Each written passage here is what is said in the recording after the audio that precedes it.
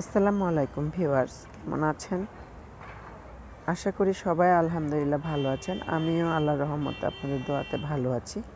আজকে আমি আমার মরিচ গাছের আপডেট শেয়ার করব। আমি মরিচ গাছে কিভাবে যত্ন করি এবং আমার গাছে কীরকম ফলন হলো মরিচের, সেটাই আজকে আপনাদের সাথে শেয়ার করব। আমার এই নতুন জাতের মরিচ গাছটা আমি আপনাদের সাথে শেয়ার না করে পারছি না।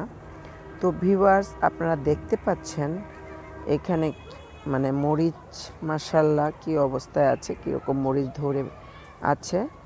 এটা আমি এবার নতুন লাগিয়েছি এই জাতের মরিচ, থোকায় থোকায় মরিচ, প্রত্যেকটা থোকায় থোকায় আপনারা দেখতে পাচ্ছেন। প্রত্যেক জায়গায় জায়গায় এরকম বেশি বেশি মরিচ। এই যে এখানে দেখতে পাচ্ছেন, ও যে ওখানে দেখতে পাচ্ছেন, এই যে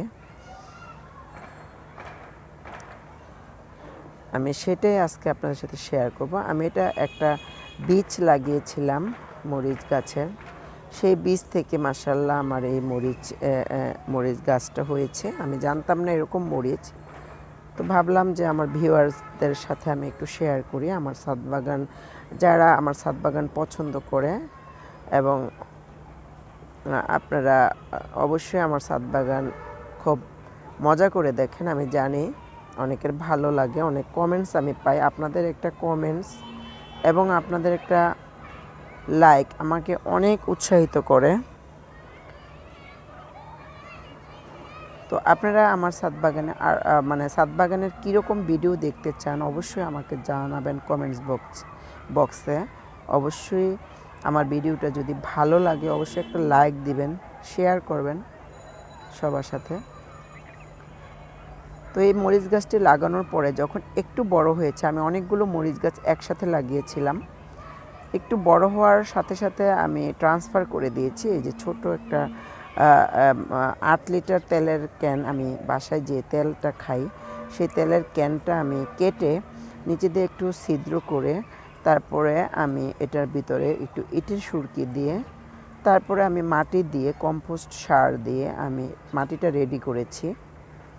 আপনারা সবাই জানেন এটা। আমি ডিমের খোসা, কলার ছাল, ভিজানো পানি, তারপরে চা পাতা, চাল ডাল দেওয়া পানি, এগুলো আমি সচরাচর ছাদ বাগানে আমার সার হিসাবে ব্যবহার করি।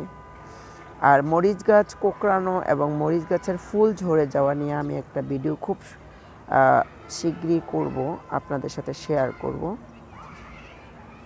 তো আপনারা এখনও যারা আমার চ্যানেলটা সাবস্ক্রাইব করেনি, আমার চ্যানেলটা আজকে নতুন দেখছেন, তারা অবশ্যই আমার চ্যানেলটা সাবস্ক্রাইব করে নেবেন।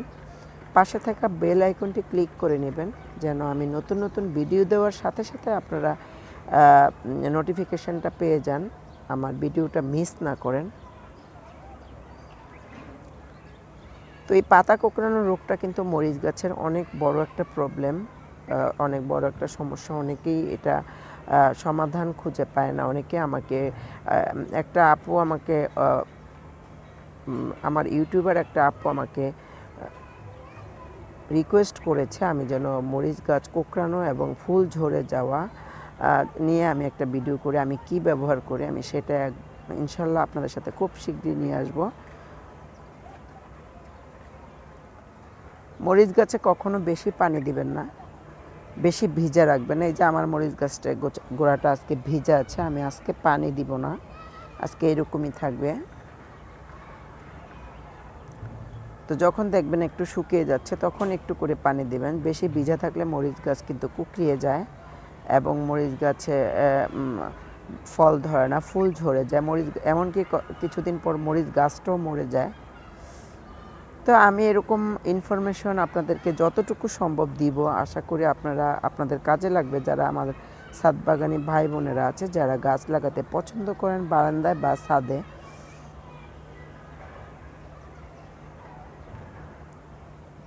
মরিচগুলো দেখলে আসলে এতটাই ভালো লাগে কি বলবো। আমি সেই জন্য আপনাদের সাথে শেয়ার করলাম যে এইরকম জাতের মরিচ আমি কখনো দেখিনি আগে। এ নিয়ে আমি আরও 2টা ভিডিও করেছি, কারণ আমার অনেক খুবই ভালো লাগে যখন আমি ছাদে এসে দেখি আমার একটা মরিচ গাছে এতগুলো মরিচ এইভাবে থোকায় থোকায় ধরে আছে। তো প্লিজ আমার ভিডিওটা যদি ভালো লেগে থাকে অবশ্যই আমার কে একটা লাইক দিবেন, আমি একটা লাইক আশা করতেই পারি। তো আমার সাথে থাকবেন এরকম আরও ভিডিও পাওয়ার জন্য।